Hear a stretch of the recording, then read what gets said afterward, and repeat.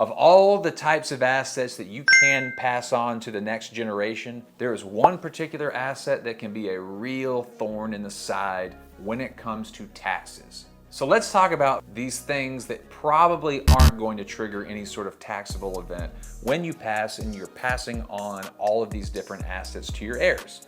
Property, after-tax investment accounts, basically anything that's a tangible asset. Most of these get what's called a step up in basis. Essentially, in not so many words, that means there's not going to be a tax that your beneficiaries are going to inherit when they receive these items. The item that they will in fact get hammered with in terms of taxes is going to be retirement savings accounts that are pre-tax. According to the Secure Act 2.0 that was passed several years ago, anything that is inherited as a pre-tax retirement account has to be liquidated over a 10-year period.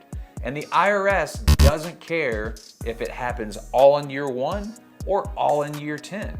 But the fact is, it does have to be liquidated. If you're passing on $1 million pre-tax retirement account to someone, the best case scenario is that that person is only having to add $100,000 a year extra in taxable income.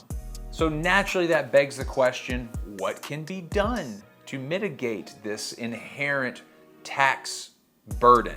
The answer lies in a couple different strategies, and we're just going to list them right now.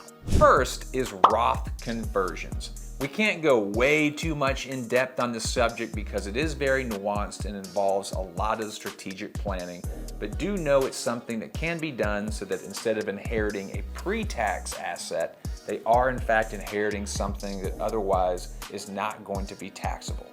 So if you are someone that is asking, how can I mitigate future income tax burden of my beneficiaries?